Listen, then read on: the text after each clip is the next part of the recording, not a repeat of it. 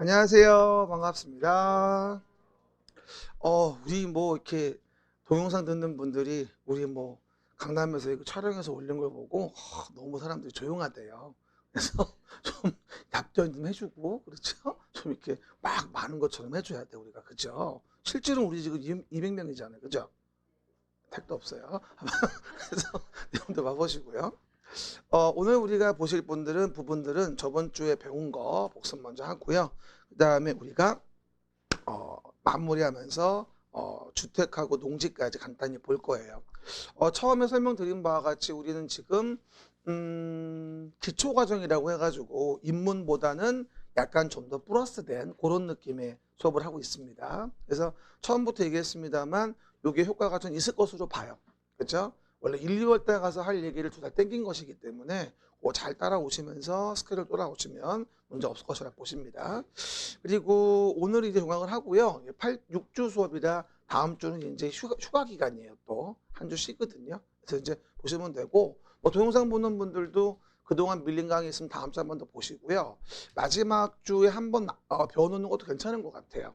여유 있을 때 전체적으로 한 번 더 다시 볼 수 있으니까 어떤 리마인드하는 시간으로 좀 가지시기 바라시고, 오늘 그 복습 노트 2장까지 끝내면 6장이 이제 완성이 돼요. 그러면 이제 제가 또 전범위로 다 6장을 드린 거니까 이거를 딱 강의 기획서랑 묶어가지고 스탬플로 하셔서 11, 12 익힘장 활용하시고요. 그리고 자꾸 얘기합니다만 제발 좀 부탁인데 카페 와서 숙제검사 좀 받아요.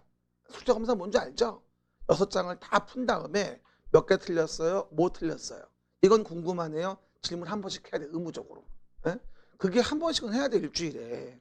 그래서 카페 들어오시면 숙제검사 익힘장이 왼쪽 바에 있거든요. 숙제검사 받으러 왔습니다라고 글을 남기세요. 그리고 본인이 하는 거에 성적이 있을 거 아니야. 1회차 몇 개, 2회차 몇 개, 6회차 몇 개 틀렸습니다라고 매주 한 번씩은 검사 맡으셔야 돼요. 그렇게 해서 강제적으로 안 하면은요, 기억이 안 나요. 그래서 6주치 분량을 전체를 한꺼번에 다 보게 되면 뭐가 되죠? 그만큼 들까먹거든요. 그 6장만 보더라도 엑스만 모아놓은 거니까. 사소한 거 실행하는 게 합격을 일으키는 거예요. 그렇죠? 어려운 일하는 게 아니고 1시간이면 정말 떡을 치고 할 수 있어요. 그래서 여러분, 그러니까 좀 올해 좀 해봅시다. 올해 끝내야 돼, 우리. 더 이상 갈 수는 없어요. 올해 이제 끝납시다. 그렇죠? 그만 중개사 열차는 그만 타시고 이제 영업하는 열차를 타시고 이제, 그렇죠? 좋은 물건 소개 좀 해주시고. 그래서 여러분, 앞으로 제가 좋은 물건 있으면 사고 계약서도 쓰고 이럴 수 누가 압니까? 가봐야 알지. 그렇죠, 여러분? 여기 저번 시간에 우리가 정비법에 대한 부분 중간부터 봤었어요. 그래서 정비사업에 대한 부분은 뭐라 했냐면 우리가 정비사업에 대한 부분은 노후불량 건축물을 개량한다고 했어요. 노후불량 건축물 개량. 그럼 노후하고 불량해진 건축물을 개량을 하자고 얘기합니다. 하지만 정비사업은 몇 개? 3가지 있다고 얘기했었죠. 주거환경 개선 사업하고 주택 재개발 사업하고 재건축 사업하고 뭐다? 요 2가지를 우리는 뭐라 불러? 3가지를 정비사업이라고 하죠. 그럼 요 사업을 시행할 때 일단 6문제가 나오게 되는데, 우리 공부할 때 일단 사업의 시행 절차를 본다 한다면요, 내용 자체가 보시는 바와 같이 정비 기본 방침을 만든다고 하고요. 그죠? 해당 내용에서 정비 기본 방침 만든다고 했고요. 그 다음에 정비 기본 계획이라는 걸 만들어서 정비 계획을 만들고 구역을 정한다. 뭐라고요? 정비 계획을 만들고 구역을 정한다. 라고 설명을 드렸습니다. 그 얘기. 그리고 뭐가 될까요? 이제 우리가 저번 시간에 정비 구역까지 말씀드렸었고, 이제 뭐 하는 거죠? 시행자가 사업을 시행하기 위해 사업 시행 인가를 받고 사업을 시행한다고 했어요. 그럴 때 뭐라고 했습니까? 조합 설립 추진위원회 먼저 만들어서 조합을 만들고 나서 시공자 선정한다. 그 다음에 사업을 시행한다. 그런데 권리관계를 정리하자 사업전과와 사업후과에 대해서 뭐라 하죠? 관리처분계획. 그렇죠? 그럼 관리처분계획 인가되고 나서 종전건물을 철거하게 되고, 그렇죠? 철거하고 나서 공사 완료하면 준공검사 인가 받은 다음에 대지건축물 이전 고시가 된다. 그렇죠? 그럼 다음날 권리가 이전되어진다. 이렇게 이해할 수 있는 거죠. 이게 바로 뭐였다? 해당 내용 부분에 대한 정비사업의 시행 절차였어요. 그렇죠? 지금 시작했어요. 자면 안 돼요. 봐봐요. 그럼 우리가 저번 시간에 이제 시행자부터 이제 말씀을 드렸었어요. 뭐부터? 시행자부터 됐습니다. 그러면 시행자와 관련된 부분은 항상 얘기하죠. 주거 환경의 개선 사업이다 라고 한다면 뭐라고 했어요? 이거는 조합이라는 거는 절대로 시행자가 될 수 없다. 이유는 도시의 저소득 주민이 집단으로 거주하는 동네에서 하는 것이기 때문에. 그 다음에 재개발 재건축은 뭐다? 우리가 조합이라는 것을 만들어서 시행할 수가 있다. 그렇죠? 하지만 재개발은 주택만 짓는 사업이 아니기 때문에 조합만 시행할 수 있는 게 아니라 토지 등 소유자가 20인 미만이면, 시작? 토지 등 소유자가 20인 미만이면 이럴 때는 토지 등 소유자가 재개발은 직접 시행할 수도 있다. 일단 요거라도 기억하시라고 했을 겁니다. 그렇죠? 주거환경 사업은 조합이 없다. 그리고 여기는 시장 군수 등 토지주택공사 등 공공의 주체 위주로 사업을 시행하는 거다. 그렇죠. 그다음 뭐가 되죠? 재개발 재건축은 조합을 만들어서 하는데 재건축은 꼭 주택만 짓는 사업은 아니기 때문에 뭐가 되죠? 토지 등 소유자 20인 미만이라고 한다면 조합을 만들지 않고도 시행할 수 있다. 이렇게 이제 말씀을 드렸었습니다. 그 부분이 몇 번이에요? 1번 문제 보시면 봅니다. 1번. 복습 노트 1번.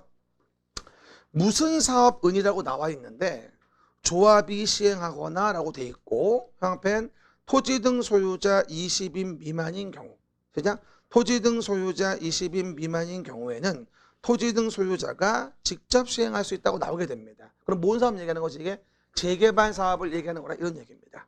토지 등 소유자가 20인 미만이면 토등소가 직접 시행할 수 있는 건 재개발 사업을 얘기하는 겁니다. 그래서 1번은 아마 이번 시험에 100%일 겁니다. 30회 안 나왔기 때문에 30일에 나와야 됩니다. 그렇죠? 아주 중요한 부분 기억하시면 되고요. 그 다음에 두 번째 내용을 본다 한다면 우리가 조합과 관련된 부분이 나오게 됩니다. 조합 관련 부분 됐죠? 그러면 내용에서 우리가 조합에 대한 걸 본다 한다면 내용에서 조합을 만들려면 뭐부터 해라? 우리가 조합 설립의 추진위원회부터 먼저 만들자. 추진위원회를 먼저 만듭니다.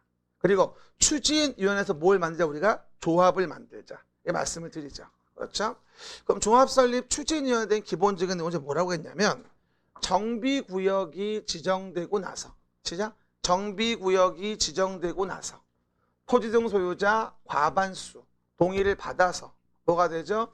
추진위원 5명 이상의 위원으로 구성되고 시군 등 승인을 받아가지고 뭐하죠? 사업을 시행한다고 했어요. 이게 이제 조합 설립 추진위원회죠. 자꾸 얘기합니다만 정비구역이 일단은 정해지는 거예요. 정비구역이 정해지고 나면 그 다음에 뭘 한다? 우리가 추진위원회를 만들게 되는 겁니다.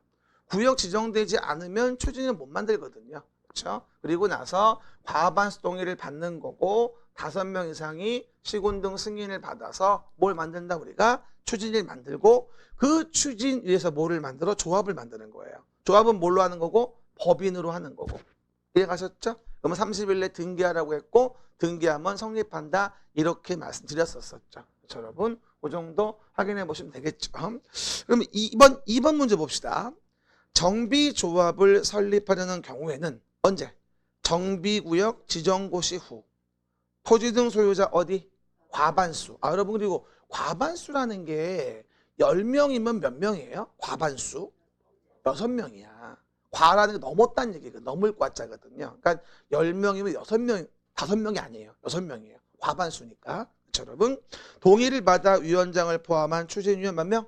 5명 이상이 조합 설립을 위한 추진위를 구성해서 시장 군수 등의 뭐다? 승인을 받아야 한다고 나오게 됩니다. 이게 바로 뭐냐면 해당 내용에 추진위원회에 조문이 되어지겠죠. 그리고 나중에 배울 텐데요. 이 추진위가 나오면 추진위의 이제 업무가 뭐냐는 걸 참 많이 물어봐요. 추진위 업무에 대해서.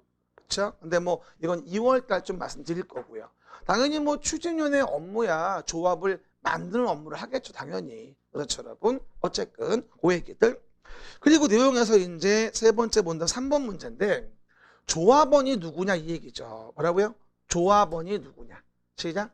조합원이 누구냐. 그러면 누구로 한다? 토지 등 소유자로 한다. 뭐라고요? 토지 등 소유자로 한다. 그럼 기본적으로 토지 등 소유자가 됐을 때 우리는 토지 등 소유자를 뭐로 한다? 조합원으로 하고 그리고 재건축은 뭐라 했어요? 재건축은 동의한 자만. 시작. 재건축은 동의한 자만을 한해서 조합원으로 봐요.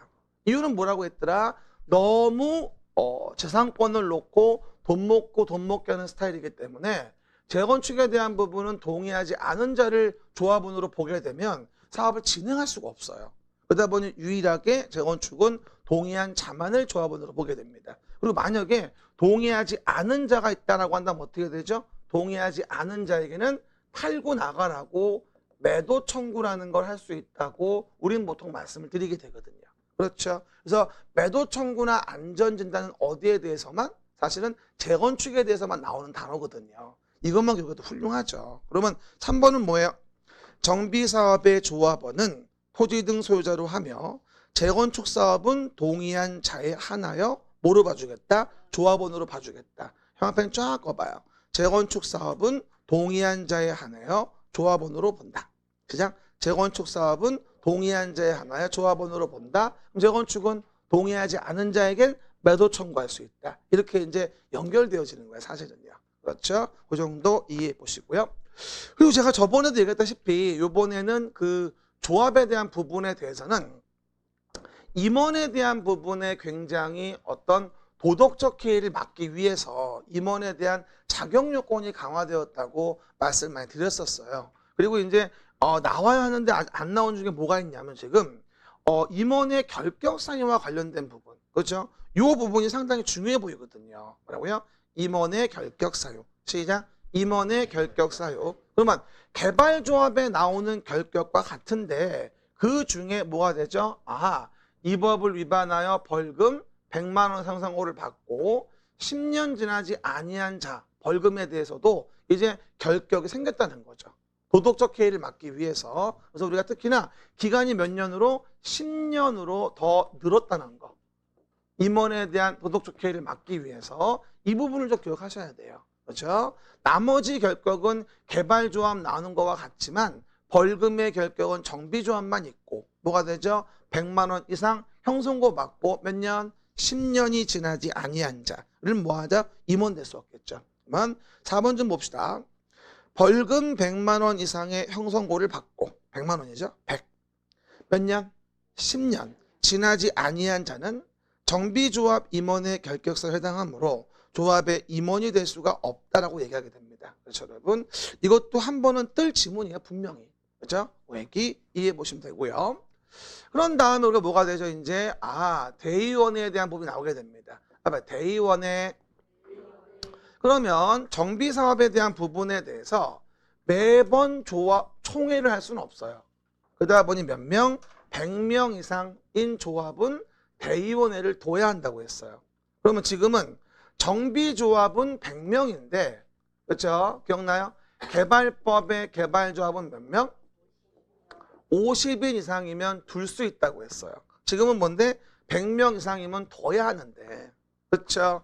왜 정비조합은 두어야 할까? 이해관계인이 많아서 대의원회 없이는 의결이 어려워요, 사실은요. 그러다 보니 정비조합은 100명 이상일 때 대의원회를 둬서 총회 의결을 대행할 수 있게 해주지만 개발조합은 뭐예요? 이해관계인이 좀 덜하니까 별로 없으니까 50인 이상일 때 둘 수 있다가 되어지거든요. 이걸 제가 비교한 지문이 몇 번이에요? 지금요? 5번 지문이에요. 의결권을 가진 조합원 수가 몇 명이야? 도시개발조합은이라고 되어 있지.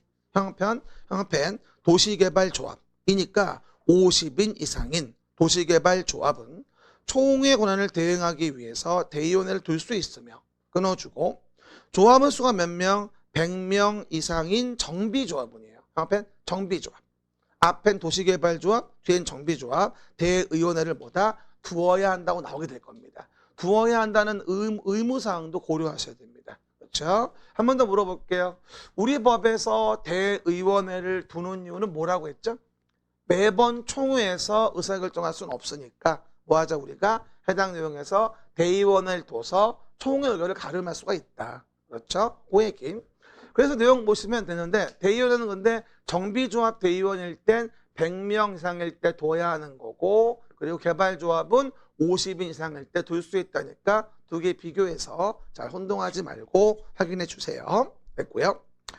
그 다음에 이렇게 해서 뭐가 됩니까? 오른쪽에 이제 시행자가 누군지를 봤으니까 시행자가 뭘 만들어서 사업시행계획이라는 것을 만들어서 사업시행 인가를 받는다. 60일 이내 인가 여부를 알려주라고 했고 30일 아니고 며칠? 60일. 기억 안 나는구나. 뭐라고요? 60일. 그리고 그 말 기억나요?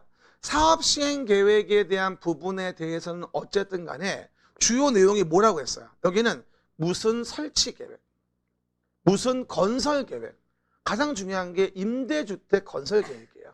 그렇죠? 이 사업시행계획은 뭐냐면 주로 어떤 건물을 짓는 거냐, 설치하는 거냐, 뭐를 건축하는 거냐, 건설하는 거냐, 배치하는 거냐 이런 식으로 실제 설치하고 건설하고 건축하는 거 있죠. 요 내용을 뭐라 한다 우리가 사업시행계획이라고 해요. 그럼 좀 이따가 관리처분계획은 뭐죠? 사업 전과 사업 후의 가격을 정리하는 거예요. 관리처분계획은. 근데 사업시행계획은 뭐다? 이건 건물을 짓는 걸 얘기하는 거거든. 그래서 우리가 이 계획의 내용을 얘기할 때 내용을 한꺼번에 다 외울 수가 사실 없어요. 그러니까 사업시행계획은 뭐를 설치한다. 뭐라고요? 뭐를 설치한다. 그리고 뭐를 건설한다. 뭐를 건축한다. 이런 것들이 나오면 이건 뭐다? 사업시행계획이구나. 라고 이제 필을 받아야 돼. 그렇죠? 우리 다 못 외워요? 다시 물어봅시다. 공법은 다 외울 수 있는 건가요? 아마 죽어도 못 외울걸요? 다 못 외워요. 나도 20몇 년을 봤는데도 못 외우는 판에.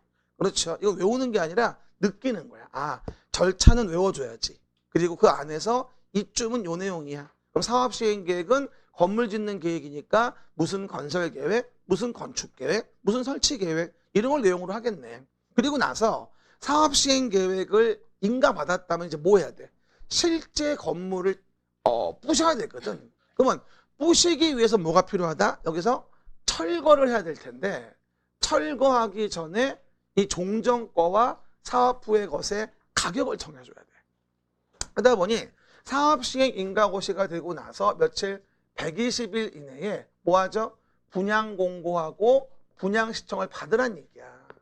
그렇죠? 그래서 뭘 만드는 거죠? 관리처분 계획이라는 것을 작성을 하게 되는 거지. 인가를 받고. 그죠? 그러면 한마디로 뭐예요? 관리처분 계획에 대한 내용을 따져본다면 뭐다? 한마디로 그냥 가격을 정리하는 거구나. 사업시행인가 이후에. 그렇죠? 그래서 밑에 그림 있죠? 나와 있듯이 뭐예요? 종전에 있었던 여기에 대한 가격이 얼마냐. 만약에 1억이었다. 근데 B씨가 나중에 뭐다? 여기 분양시청한 게 2억 원짜리 분양시청을 했다. 그러면 비리율이 1억에 대해서 1억을 주는 게 같은 가치였다. 즉 100%였다고 한다면 뭐 플러스 1억은 내야 되겠다. 그렇죠? 이런 식으로 가격을 정리해줘요. 이게 관리처분계획이거든. 그렇죠? 그러면 관리처분계획 인가되고 나면 뭐 하는 거야? 인가되고 나면 이제 그 건축물을 철거하겠다 이 얘기인 거야. 그리고 공사 끝나고 나면 이제 뭐 하는 거지? 대지 확정 측량 토지 분할에 통지하고 대지 건축물 이전 고시하면서 뭐 하죠? 마무리 등기침 되는 거야. 그죠? 저번에 뭐라 했어요? 제가 요 절차를 물어보는 문제 한번 나왔었죠? 요거 준공인가 검사 받고 대지 확정 측량 토지 분할 통지하고 대지 건축물 이전 고시한 다음에 다음날 권리가 넘어간다. 요거를 기역, 니은, 디귿, 리을 이래가지고 순서대로 배열하시오. 그게 28회인가 문제였던 것 같아요. 그렇죠. 그래서 항상 많이 물어보는 거라 절차 이해해 놔야 돼요. 그리고 관리처분계획은 그러면 가격을 물어보는 거라고 했으니까 당연히 뭐가 되죠? 관리처분계획은 뭐다? 가격을 물어보는 것이라 당연히 그 내용 자체는 뭐가 된다? 가격과 관련된 걸 물어볼 거야. 그럼 뭐가 돼요? 분양 예정인 대지 건축물 추산을 분양 예정인 다음 페이지 왼쪽 위에 그리고 뭐가 되죠? 종전의 토지 건축물 명세 사업시행 인가고시가 있은 날을 기준으로 한 가격이라는 부분이 다음 페이지 왼쪽 위에 보일 거예요. 관리처분계획은 가격을 정리하는 계획이구나 라는 걸로 우리가 뭐 할 수 있다? 이해할 수 있는 거죠. 그러면 문제 6번 시행자는 분양 대상자별 분양 예정 동그라미 분양 예정인 대지 건축물의 추산액 등이 포함된 관리처분계획을 수립하여 시장군수 등의 인가를 받아야 하며 끊어주고 앞에 가봐요. 원칙적으로 관리처분계획 인가를 받은 후 기존 건축물을 철거해야 한다고 나올 겁니다. 맞는 지문이죠. 그렇죠. 철거 시기도 꼭 기억하세요. 관리처분계획 인가 후에 철거가 되는구나. 그러고요. 관리처분계획 뭐다? 인가 후에 철거가 이루어지는구나 라고 하는 거죠. 이게 이제 저번 주에 배웠던 정비법의 기본 스토리예요. 자, 요번에 정비사업은 제가 여전히 그 흐름 파악 위주로 좀 말씀을 드리고 있어요. 어쨌든 정비는 자꾸 얘기합니다만 다 못 외워요. 워낙에 내용이 많아서 이게 흐름 자체를 파악하고 지문을 봐야지 예측이 돼요. 여기는 이런 단어가 안 맞는데 이 무지개가 아니야. 이해를 해야 돼요. 그래야지 서너 개를 건져요. 그냥 외워서 맞출 수 있는 건 2개 이하예요. 정비법은. 그렇죠. 그래서 항상 보면 정비법을 여러분도 어렵고 강사도 어려운 법이야. 솔직히. 그래서 항상 우리가 예의를 갖춰서 정비법을 대하시길 바래요. 그렇죠. 하늘이 노하시면 안 되거든요. 그렇죠. 그 얘기 봅니다. 진짜 농담 아니고요. 이 시험 보시고 오신 분들이 그래요. 아니 별로 알고 푼 건 없어. 그냥 이거 같아 찍었는데 입에서 단맛이 나서 홍시라고 했는데 왜 홍시라고 물으면 뭐라 그럴 거야. 그렇죠? 단맛이 난 것 뿐인데. 우린 뭐예요? 그냥 답인 것 같았던 거야. 그랬더니만 답이었던 거고. 말이 안 되는데. 재미가 없나? 얘기 보시면 돼요. 그래서 보시면 됐고 이제 건축법 갑시다. 건축법은 아까 설명한 대로 뭐라 했어요 제가? 7문제가 나오는데 이와 같이 토지 위에다가 건물을 지어놓고 그 다음에 요 건축물이라는 거 한번 말해 시작. 건축물이라는 것을 뭐하자? 우리가 건축하자. 그러면 허가를 받으면 건축은 뭐가 된다? 적법해지겠다. 이게 건축물 건축의 허가를 배우는 건축법의 내용인 거예요. 그래서 항상 얘기하다시피 건축의 허가에 대한 거 배우는 거고 대지가 어떠냐, 도로가 어떠냐, 면적 높이에 어떤 규제를 받냐 이제 이런 걸 배우는 게 건축법이거든요. 한마디로 뭐 건축물 건축에 대한 허가 이런 전반의 내용을 배우는 거라고 이해하시면 돼요. 그렇죠? 그래서 어저께도 제가 딴 데 가서 이제 기출문제 해설 특강 했었는데 기출문제는 분석하면 분석할수록 맞는 것 같아요. 그 말이. 그렇죠? 다시 한번 얘기합니다만 40문제 중에서 24개는 항상 나오는 부분이에요. 중하의 문제인 거죠. 그리고 내가 어제 의미 있는 분석을 해봤는데 그럼 우리가 작년 문제에 12문제인가가 뭐라 했어요 제가? 쓰레기 문제가 나왔다고 했지? 쓰레기. 맞출 수 없는 거 40문제 중에서. 그런데 요 40문제 중에서 맞출 수 없는 12개에 요 문제의 답이 뭐지를 세봤어요 내가. 재미삼아. 그랬더니 내가 풀어놓은 나머지 문제가 맞다는 전제를 한다면 어쨌든 나머지 못 푼 12문제 중 절반이 4번이었어요. 정답이. 그 말은 뭐냐면 나머지 내가 풀어놓은 60%가량이 제대로 된 배부를 맞춰 내가 풀었다면 내가 맞췄다면 정확하게 그럼 나머지 못 푼 건 뭐예요? 분명히 4번이 많이 비어있었다는 얘기지. 당연한 거 아니겠어요? 그럼 나머지 뭐야? 4번 찍었으면 87.5가 나오더라고. 통계상으로. 그죠? 그러니까 본인이 60% 풀어놓은 게 완전 다 맞다 가정할 수 없는 거니까 운빨 좋게 4번이 비어있었다고 한다면 이건 가만 앉아서 5문제를 건지는 거예요. 6문제를. 이거 정말 중요한 기준이에요. 그러니까 여러분 오해하지 말고 우리는 합격하기 위해서 시험을 보는 거지 절대로 학습을 위해 시험 보는 게 아니에요. 그러니까 60%가량을 넓히지 말고 정확하게 공부하고 나머지는 뭐다? 오해막 카드 본 다음에 없는 번호 골라 한 번을 찍으면 너들께는 충분히 더 득점할 수 있다는 거예요. 붙으면 되는 거야. 그러니까 너무 공부 어렵게 하지 말라니까. 공부 잘도 못하면서 자꾸 어렵게 하면 안 돼. 그죠? 외우지도 못하면서. 봐봐요. 그러면 내용에서 미안해요. 사실이라 어쩔 수 없었어요. 봐봐요. 됐습니다. 그럼 용어적인 문제가 나와요. 그러면 7번이 있는데 이제 주요구조부라는 게 보일 거예요. 봐봐요. 주요구조부. 일단 건축법에서 제일 중요한 건 주요구조부죠. 그래서 우리가 건축물에 대한 내용에서 주요한 구조부가 뭐냐? 매력벽, 기둥, 바닥, 보, 지붕틀, 주계단이라고 해서 내기 바보 지주 주요 구조부 바지 보내주기 시작. 내기 바보 지주 주요 구조부 바지 보내주기. 이거 같은 소리예요. 그렇죠? 다른 거라고 오해하면 안 돼요. 그러면 그중에 가장 여러분이 많이 혼동하는 게 뭐라 했어요, 제가? 지붕틀하고 주계단. 이게 되게 많이 헷갈려요. 지붕틀 주계단이 주요 구조부인데 막상 문제가 나오면 주요 구조부 같지가 않아요. 주의하셔야 되고요. 내력벽, 기둥, 바닥, 보, 지붕틀 주계단이고요. 뭐 사익기둥, 최하층 바닥, 작은 보, 차양, 5개 계단 이런 건 뭐다? 주요 구조부 아니라고 했잖아. 반대말 표시 있잖아. 이해가셨죠? 그래서 사익기둥, 최하층 바닥, 작은 보, 차양, 5개 계단은 뭐가 된다? 주요 구조부가 아니라는 거죠. 그래서 꼭 기억하셔야 돼요. 요번에 주요 구조부 별 20개 한번 해봅시다. 별 20개 해놓고 주요 구조부는 나올 때가 됐어요. 그리고 제가 저번에 얘기했죠. 58페이지에서 문제가 안 나온 적은 한 번도 없어요. 뭐가 나와도 한 개는 꼭 나와요. 작년에 내 수업 들으면 아실 거야. 약속은 지켜. 그래서 나왔잖아. 그 밑에 촉조 신고하는 공작물이. 어쨌건 이 페이지는 꼭 하나씩 나와. 아무리 안 나와도. 그러면 봐요. 주요 구조부는 7번. 주요 구조부란 내기, 바보, 지주죠. 그럼 빵꾸는 뭐야? 지주가 들어가야 되겠네. 그러면 내력벽, 기둥, 바닥, 보, 지붕틀, 주계단이 되겠지. 지붕틀, 주계단. 시작. 지붕틀, 주계단. 그리고 사익기둥, 최하층 바닥, 작은 보, 차양, 5개 계단은 해당하지 아니한다 라고 설명을 드리게 되겠죠. 알겠습니까? 주요 구조부는 항상 중요하다. 그리고 건축물에 대한 정의를 봐보자. 건축물. 일단 뭐라고 했어요? 토지에 정착해 있는 공작물이 있다. 그 공작물 중에서 뭐가? 지붕 앤드 기둥 오와 벽. 시작.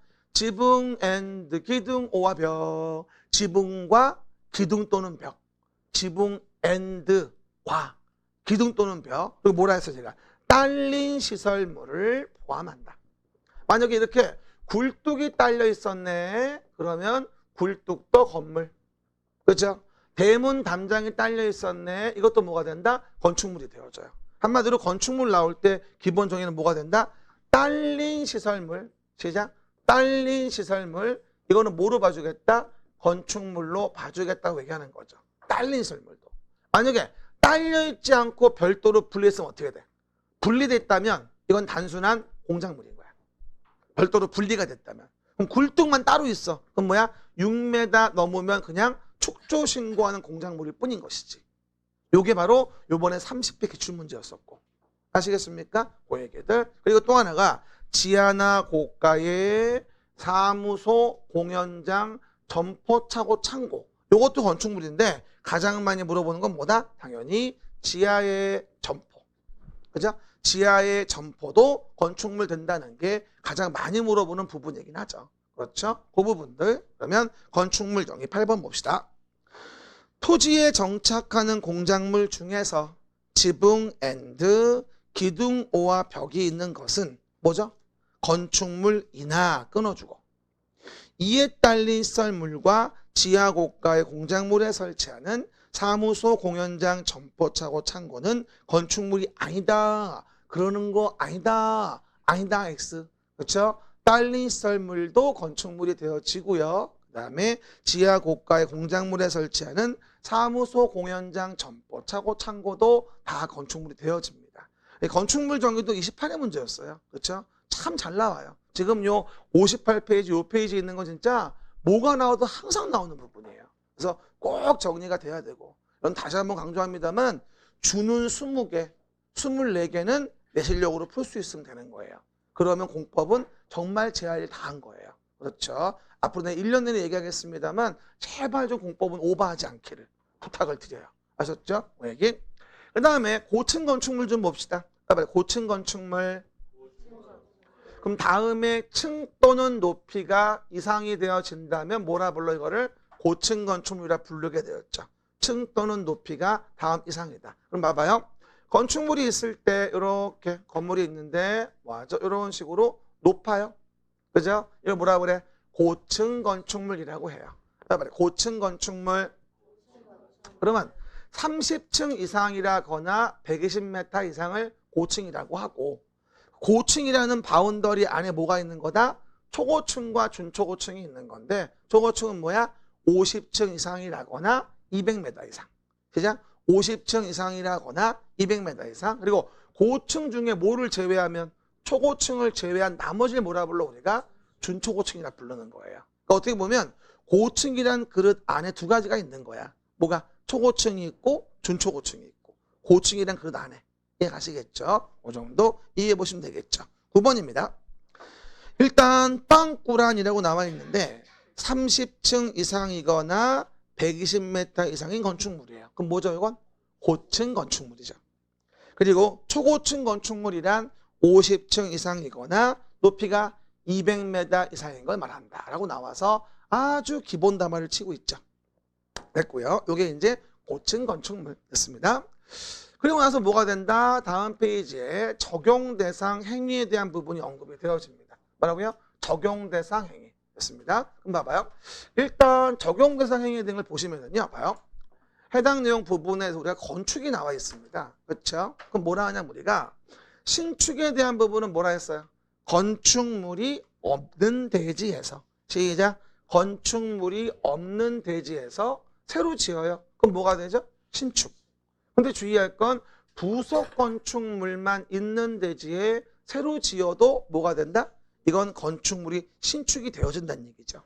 그 다음에 증축은 뭐예요? 건축물이 있는 대지예요. 뭐라고요? 건축물이 있는 대지에서 기존의 건물이 있었는데 이만큼은 뭐예요?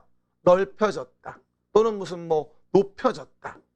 됐습니까? 이런 식으로 뭐가 돼요? 면적, 층수 높이 뭐라도 증가됐다면 뭐라 불러?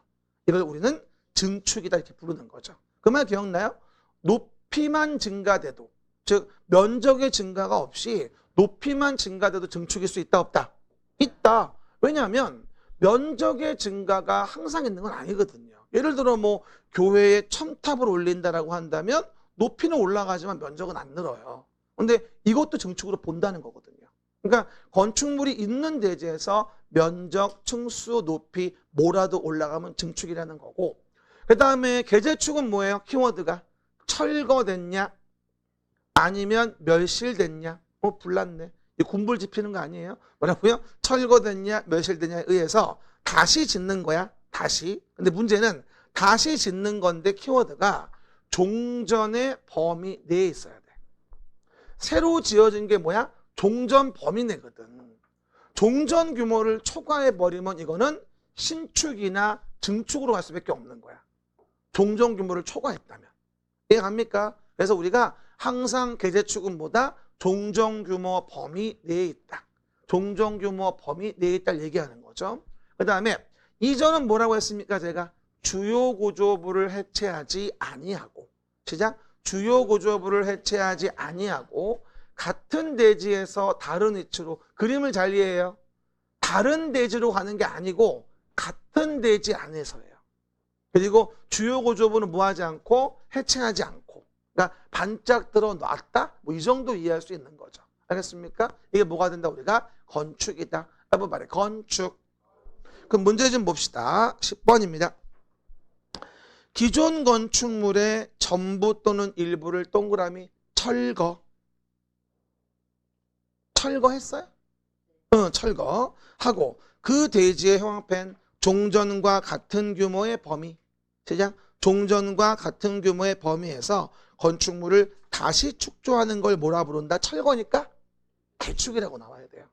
그러니까 키워드를 봐야 돼요, 여러분.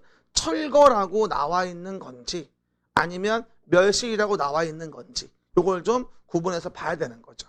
알겠습니까? 그 정도 확인해 보시면 됩니다. 키워드. 그럼 이제 건축물의 종류에 대한 부분에 대해서 주택의 종류에 대한 거 정리해 볼까요? 봅니다. 주택의 종류를 본다면 우리가요. 용도 분류라는 부분이 보이게 됩니다. 용도 분류. 일단 건축물의 용도를 분리해 보자라고 한다면 가장 중요한 게 뭐라 했어요, 제가? 단독주택, 공동주택, 그 다음에 1종 근린생활시설, 2종 근린생활시설 네 가지는 기본으로 아셔야 됩니다. 단독주택, 공동주택, 1종, 2종 근린생활시설. 그렇죠. 지금 봐요. 단독주택에 대한 부분은 뭐가 될까? 단, 다가공, 단독. 시작. 단, 다가공, 단독. 제가 꼭 뒤에 붙여요. 왜? 외웠는데 뭔지 모르니까. 그렇죠? 단독, 다중, 다가구, 공관. 특히 다가구 주택이 단독 주택임을 꼭 좀 기억하시고. 공동주택은 뭐가 될까요? 아, 연대기숙사, 공동주택. 시작. 아, 연대기숙사, 공동주택, 아파트 연립 다세대 기숙사. 이렇게 얘기하거든요. 그럼 여기서 주택으로 쓰이는 층의 개수가 5개층 이상 돼. 그러면 아파트야. 말 나온 김에 물어봐야 돼. 다시 한번 물어볼게요. 5개층 이상인 건축물은 아파트이다. 5개층 이상인 건축물은 아파트이다. 그럼 우리 학원도 아파트입니까? 다시 물어봐요. 주택으로 쓴다는 말이 있어야 되는 거야. 주택으로 쓰이는 게 5개층 이상인 거지 그냥 5개층이 아니라고. 이러면 처음에는 90%가 속아. 그 다음엔 80%가 속고 말이야. 몇 번 물어봐야 되는지. 어쨌든 그 얘기. 그리고 다세대 연립은 뭐가 돼요? 각 층의 바닥 면적 합계예요. 주택으로 쓰이는 게. 그게 660을 넘으면 연립이고 660 이하면 다세대가 되어집니다. 내 말 아시겠죠? 그거 이해하시고요. 그리고 거기 그림책 여기 펴보세요. 이 페이지. 이 몇 페이지죠 여기가? 59. 그럼 59페이지 펴보시면요. 이 밑줄을 디자이너가 없애버렸더라고. 봐봐요. 밑줄 좀 꺼봐요. 봐요. 지금 일종 근린생활설이 있잖아요. 그럼 여기를 밑줄을 꺼요. 쫙. 일용품점, 지역자치센터, 파출소, 보건소, 우체국, 소방서 1천 미만. 이게 다 1천 미만이거든. 그렇죠? 근데 디자이너가 이걸 빼버렸네. 보다 보니까. 그래서 일용품점, 지역자치센터, 파출소, 보건소, 우체국, 소방서 있죠. 이게 1천 미만인 거야. 다. 이해 가셨죠? 그러면 일종 근린생활설이야. 그렇죠? 그리고 의원이나 안마원은 면적이 별로 없고요. 그 다음에 휴게 음식점은 뭐예요? 300 미만이면 일종이에요. 휴게 음식점 300 미만이면. 의원하고 안마원은 면적이 없고. 그렇죠. 그 얘기들. 그렇죠? 그 다음에 뭐가 돼요? 부동산 중개사무소가 30 미만이면 일종이겠죠? 탁구장도 500 미만이면 일종일 것이고요. 나머지는 면적이 안 나옵니다. 그래서 면적 나올 때 일용품점, 지역자치센터, 파출소, 보건소, 우체국, 소방서 1천 미만 됐습니까? 면적 제한이 있고 의원 안마원은 면적이 없고요. 휴게음식점 300 미만이고 특히 중요한 거 중개사무소에 대한 부분이 뭐다? 30 미만이면 뭐라는 거? 일종이라는 거. 그거 주의하셔야 되겠죠. 그 다음에 이종 근린생활설도 마찬가지입니다. 이종 근린도 일주일에 빠져서 쳐봐요. 공연장, 종교집회장, 부동산 중개사무소 등 테니스장, 골프 연습장 등 여기까지 500 미만이에요. 그죠? 즉 앞에 쫙 나온 게 다 뭐다? 500 미만이라고. 되었죠? 그리고 일반 음식점, 장의사, 동물병원 등은 면적이 없어요. 그렇죠? 그리고 여기서 단란주점 있죠? 단란주거. 요거를 150 미만이라고 씁시다. 단란주점 150 미만. 그렇죠? 단란주점 뭐라고요? 150 미만 됐고요. 그 다음에 나머지 안마시술소, 그 다음에 휴게음식점 나와 있는데 이건 면적이 없고요. 휴게음식점은 300 이상. 아까 300 미만은 1종이었죠? 휴게음식점 300 미만. 300 이상은 뭐예요? 2종이에요. 됐죠? 다중생활설 500 미만이고요. 밑줄을 먹었어요. 디자이너가. 그렇죠? 이게 아무것도 내가 건들지 말고 똑같이 해야 한다고 했는데 말귀를 못 알아먹고 어쨌든 확인해 보시면 되고요. 여기 좀 면적 구분. 나중에 1, 2종 근생에 대해서 면적 구분 나오면 좀 어려워져요. 그래서 미리미리 줄 꺼놓읍시다. 됐습니다. 그럼 내용에서 문제 봅니다. 11번. 연립주택이란이라고 돼 있어요. 근데 주택으로 쓰는 일개동의 바닥면적 합계가 형합한 거 봐요. 660 이하라고 나와요. 660 이하. 층수가 4개층 이하랍니다. 연립입니까? 다세대입니까? 다세대지. 그리고 연대기숙사 다세대니까 이거 잘 기억하세요. 660 이하. 그렇죠? 초과하면 연립. 되었습니까? 그 정도 이해하시고요. 이렇게 용도 분류된 거를 봤다 이 얘기죠. 그러면 용도 분류된 걸 받고 이제 용도 변경을 보자 이 얘기죠. 용도 변경. 그럼 봐요. 용도 변경 관련된 부분은 우리가 이렇게 9가지가 있어요. 그래서 뭐라 하냐 우리가 자산 전문 영역 건축 용도 변경 시작.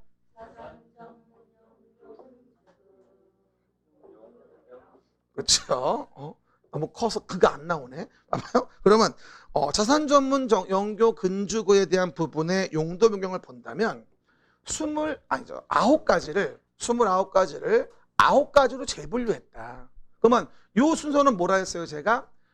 위험한 거부터 위험하지 않은 거 순으로 나열이니까 뭐 하죠? 우리가 올라간다면 위험한 거로 바꾸는 거니까 허가 받으세요 이러는 거고, 내려온다면 위험하지 않은 걸로 바꾸는 거니까 신고하세요. 이렇게 얘기했잖아요. 왜? 그래서 뭐라 하죠? 우리가 자산 전문 영교 근주구 용도 변경 시작. 자산 전문 영교 근주구 용도 변경. 자동차 관련 시설군, 산업 등 시설군, 전기통신, 문화집회, 영업시설군, 교육복지, 근린생활, 주거업무 그 밖의 시설군이에요. 저번 주에 집에 가다가 끄떡 외웠어요.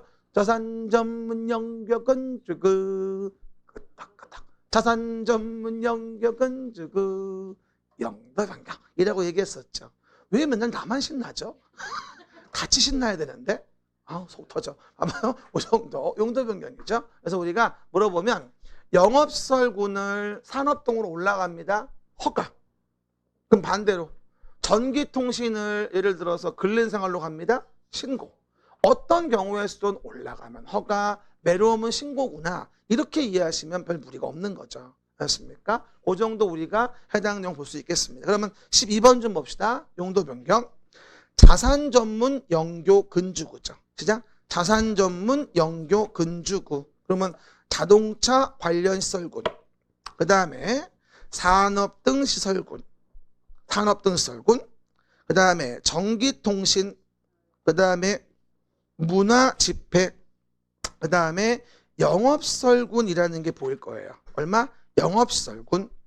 교육복지 근린생활. 그 다음에 주거 업무시설군이 나오고 그 밖의 시설군이 나오겠죠. 아주 유치하지만 아주 잘 나와요. 그렇죠? 그거 이해해 보시고요. 그 다음 마지막으로 내용에서 본다 한다면 우리가 건축의 이제 허가권과 관련된 부분에 대한 걸 볼 텐데요. 건축물 건축을 하자라고 얘기를 합니다. 그러면 어떤 절차를 거쳐서 우리가 건물을 짓겠습니까? 뭐라고요? 어떤 절차를 거쳐서 건축물을 짓습니까? 라고 하는 거죠. 그럼 뭐예요? 허가를 받으면 건축물 건축이 뭐해지겠다? 적법해진다. 시작. 허가를 받으면 뭐다? 건축물 건축이 적법해지겠다. 이 얘기인 거죠. 그렇죠? 건축 허가. 그러면 기본적으로 뭐가 된다? 허가권자가 누구냐 이런 얘기죠. 그렇죠? 그러면 누구? 아하, 특별자치시, 특별자치도. 그다음에 시장군수 구청장. 시작. 시장군수 구청장. 하지만 오해하지 말 거 뭐 한다? 예외적으로 특별시장, 광역시장이 뭐가 되어진다? 해당 내용 부분에 대해서 허가하는 경우도 있긴 하다. 특별시장, 광역시장. 뭐라고요? 특별시장, 광역시장. 얼마? 21층 이상이라거나 10만 이상이라면 특광 허가하기도 하죠. 그렇죠? 큰 건물이니까. 그럼 13번 좀 봅시다. 건축물을 건축하거나 대수선하려는 자는 끊어주고 특별자치도지사, 특별자치시장, 특별자치도지사 가로 안에 뭐가 될까? 시장, 군수, 구청장 허가를 받아야 한다. 다만 21층 이상 또는 연면적 합계 얼마? 10만 제곱미터 이상인 건축물은 형합편 특별시, 광역시에 건축하고자 한다면 뭐가 되어지죠? 특별시장, 광역시장에게 허가를 받아야 한다라고 나올 겁니다. 특별시장, 광역시장. 특광의 허가. 즉 큰 건물은 어디로 가라는 거예요?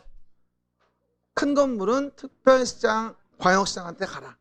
21층 이상이라거나 연면적 합계 10만 이상일 때에는. 그러면 송파의 제1롯데월드나 영등포구의 63빌딩은 다 서울특별시장에 허가했겠죠. 왜? 큰 건물이니까. 이해 가시겠죠? 하지만 국장이나 도지사가 뭐하죠? 허가한다는 경우는 없는 거니까 주의하시고요. 하나만 여러분 더 얘기해 주면 여기 아마 공장이라는 게 보일 거예요. 공장. 뭐라고요? 공장. 그러면 공장 같은 것을 여기 뭐라고 나오냐면 제외한단 말이 보일 거예요. 공장, 창고, 심의 거친 걸 제외한다. 여러분 이거 아셔야 돼요. 건축법은 공장만 나오면 봐주는 특례가 있어요. 그러니까 공장은 제조업을 활성화하기 위해서 건축법은 대부분 공장이 나올 때 봐주는 특례가 있습니다. 그래서 이런 말을 합니다. 건축법은 공장만 이뻐해. 그래서 건축법은 공장만 나오면 자꾸 봐줘요. 저번에 우리 그거 기억나요? 그 건축법 적용하지 않는 제외 건축물에 컨테이너를 이용한 간이 창고로서 공장이라는 게 있었잖아. 또 기억 안 나? 아마요? 적용 제외 건축물 중에 뭐가 돼 있다? 이거 적용 제외 건축물 중에서 요거 컨테이너를 이용한 간이 창고로 공장 용도 여기있잖아. 이거 건축법 적용 배제 건축물 아닙니까? 적용 제외 건축물. 그렇죠? 근데 뭐가 된다? 공장만 얘기하는 거였잖아. 주택이 아니라. 건축법은 공장만 나오면 봐주거든. 그렇죠? 저는 이런 말을 해요. 왜? 제조업 활성화를 위해서 그래요. 그래서 건축법은 공장만 나오면 봐주는 경우가 많아요. 그래서 빠라빠빠 건축법은 공장만 이뻐해. 빠라빠빠 건축법은 공장만 이뻐해. 여러분은 자는 것만 좋아해. 그만 자. 그만 자. 자꾸 자니까 집에 가 잠이 안 와. 하고 나서 피로가 다 풀리는 거야. 어떡할 거야 이거. 그래서 해당 내용 보시면 건축법은 공장만 이뻐하구나 라고 이해해도 별 무리가 없다고 느껴집니다. 그 정도. 그래서 우리가 해당 내용 보시면 돼요. 그럼 아까 우리 얘기한 것 중에서요. 허가권자 내용이 나올 때 특별시장, 광역시장의 허가를 받는 사항이 있다고 얘기했었죠. 봐봐요. 특광의 허가. 한번 봐봐요. 특별시장, 광역시장에게 허가를 받는 게 있다니까? 그러면 21층 이상이라거나 10만 이상이면 서울특별시, 광역시 안에서는 특광 허가하는데 만약에 공장과 관련된 게 있다라고 한다면 뭐가 된다? 제외돼. 그 말은 뭐야? 그냥 구청장한테 가면 된다 이 얘기야. 이 말은. 만약에 봐봐요. 인천광역시에 예를 들어서 남동구가 있었어. 남동구. 거기서 11만 제곱미터의 공장을 진대. 그럼 누가 허가하는 거야? 남동구청장이 허가하는 거야. 공장은 제외하니까.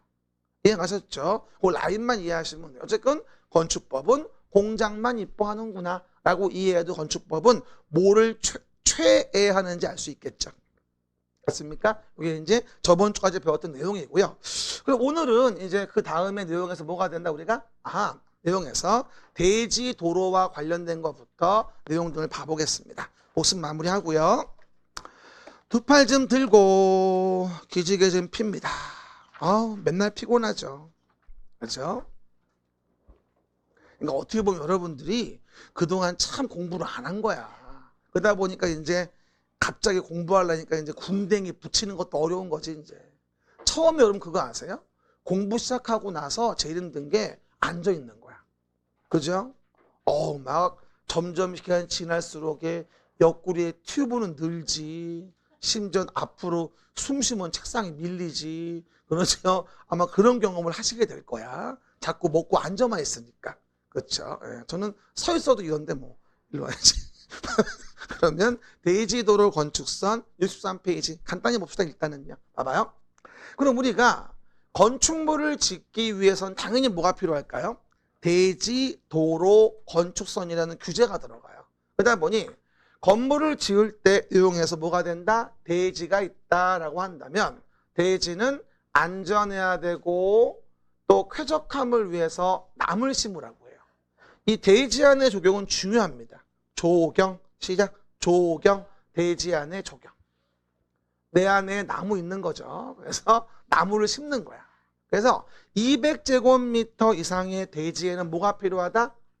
나무를 심어주세요. 조경 의무. 왜? 그래야 여기다 뭐가 됩니까? 건물을 짓다면 건축물 지었을 때 당연히 쾌적할 수밖에 없을 거 아니겠습니까? 그래서 해당 내용 부분은 뭐다? 대지 안에 조경을 하게 해서 우리가 쾌적한 환경 조성케 하겠다라고 하는 겁니다. 그리고 여기 잘 나오는 게 뭐냐면 조경의 의무를 부과하지 않는 경우 등이 있어요. 뭐냐면 녹관농장. 이게 어디죠? 녹지관리 농림 자연환경 보전지역. 시작. 녹지관리 농림 자연환경 보전지역. 그러면 녹관농자는 원래 나무가 많아요. 근데 뭘 나무를 또 심어? 녹지, 관리, 농림, 자연환경 보존죠. 그럼 봐요. 우리 동네 나무 되게 많다. 물어봐요. 니네 동네 어딘데? 이래야지. 다시 할게. 우리 동네에 나무 되게 많다. 녹관농자야. 그래서 나무가 되게 많아. 근데 뭘 나무를 또 심어? 너무 심을 필요 없지. 그렇죠, 여러분. 그 얘기. 그 다음에 또 나왔네. 이놈의 공장 이거 어떻게 하면 좋아, 이거. 공장. 또 나왔어. 그지? 공장 되게 중요하다. 형아편 쫙 꺼요. 면적 5천 미만의 대지. 연면적 합계 1,500 미만. 그 다음에 산업단지. 세 가지예요. 그러니까 공장으로서 봐주는 건 세 가지. 대지가 5천 미만일 때, 연면적 1,500 미만일 때, 산업단지일 때. 그런 공장은 조경 의무 자체를 가하지 않겠다. 이렇게 얘기하는 거예요. 뭐라고요? 공장은 조경 의무 자체를 가하지 않겠다라고 얘기하는 거죠. 되었습니까? 그 정도. 그래서 조경과 관련된 부분 기억하시면 되고요. 그 얘기 했습니다. 시간이 좀 애매하긴 한데 그 밑에 공개공지 확보 좀 봐봅시다. 뭐라고요? 공개공지 확보. 시작. 공개공지 확보 봐봅시다. 이 공개공지라고 하는 건 뭐냐면요. 대지 안에 공지를 만들라 이런 얘기예요. 뭘 만들라? 대지 안에 공지를 만들어라 이 얘기죠. 봅시다. 한번 봐봐요. 이렇게 돼 있는데 내용에서 대지가 사실 안에 있을 때요. 이렇게 뭐 교회가 있다, 성당이 있다. 대표적인 게 문화 및 집회시설. 시작. 문화 및 집회시설. 이런 종교시설. 그다음 판매, 그다음에 운수, 업무, 숙박 같은 시설이 있어요. 이러면서 바닥 면적가 뭐다? 5,000제곱 이상 된다면 많은 사람이 모이니까 공지를 만들란 얘기야. 공지를 만들어 뭐하라? 여기에 소규모 휴게휴식이라는 걸 만들어줘라. 이게 바로 뭐야? 공개공지 등의 확보를 얘기하는 거야. 굉장히 중요하고요. 공개공지 확보에 대한 부분들은 이번 시험에 31회 때 꼭 나와줘야 돼요. 이건 물론 30회 때 나온다고 얘기했었는데 안 나왔거든요. 내가 얼마나 뻘쭘했는지 몰라요. 그렇죠? 요번에 건축법은 정말 낼 거는 안 내고 쓰잘데기 없는 것만 내가지고선 건축법이 완전 쓰레기였어요. 이번 시험은 진짜. 그렇죠? 공개공지 나와야 돼요. 그럼 한 번 더 물어볼게요. 많은 사람이 모여들어요. 그럼 많은 사람이 모여들면 당연히 뭐가 되죠? 어깨도 부딪히고 그러면서 다리는 아파 죽겠는데 앉을 데도 없고 세일한다고 왔더니 백화점 왔는데 물건은 다 빠지고 짜증이 이빠지 납니다. 그럼 뭐예요? 어깨 부딪혀서 지나가다가 잊었어. 우라가 확 올라오는 거야 이제. 그럼 싸움이 나. 파이터야. 근데 릴렉스하고 여기 소규모 휴게시설 벤치 있구만. 여기 쉬었다가 이렇게 공개공지를 만들어주는 거야. 어디? 주로 많은 사람이 모이는 데지 어딜까? 금방 봤듯이 문, 종, 판. 운, 업수기죠. 여기는 의수기가 아니라 뭐예요? 업수기야. 앞에 다중이용 건축물 기억나요? 의수기, 문종판, 운, 의수기. 지금은 업수기야. 업수가 문종판, 운, 업수가 문, 종, 판, 운, 업수기야. 문종판, 운, 업수는 공개공지야. 그렇죠? 가장 여러분들이 많이 쉽게 이해할 수 있는 게 뭐냐면 판매설이야. 백화점 같은 거. 그렇죠? 그리고 뭐하죠? 5천 이상이라면 대지 면적이 얼마? 10% 범위 내로 조경을 해야 돼. 뭔 소리야? 공지를 만들어야 돼. 근데 조경한 면적이 있다면 빼줘. 조경을 이미 했어. 그러면 조경 면적은 뭐하죠? 빼준다는 얘기야. 너무 심하잖아. 규제가. 조경한 게 있으면 빼줘. 그리고 이만큼 뭐가 된다? 공지를 만들어 놨어. 그러면 건축주는 대지를 건축 면적을 연면적을 피해봤을 거 아니야. 그럼 뭐예요? 그만큼 용적률을 1.2배, 높이 제한을 1.2배를 완화해 주는 거야. 그래서 어떻게 하자? 요 위로 이렇게 기존 건물에다가 더 지을 수 있도록 해줘. 이렇게. 그 뭐가 돼? 요 부분만큼이 뭐가 된다? 용적률 높이 제한이라는 것을 1.2배 이하로 완화시켜 주니까 당연히 뭐가 돼? 공지 제공한 것에 피해 본 거를 요거를 메꿀 수 있는 거야. 더 질 수 있게 해주니까. 이게 공개공지 공간이야. 이해 가시겠죠? 확인합니다. 아주 확대시니까 좋구만요. 아주 그냥요. 봐봐요. 그래서 내용 등을 보시면 돼요. 이런 기술을 빨리 알려줬어야지. 동영상 보시는 분도 좋죠. 커지니까. 이 정도 봐보시면 되고요. 됐습니다. 그럼 쉬었다가 도로부터 봅시다.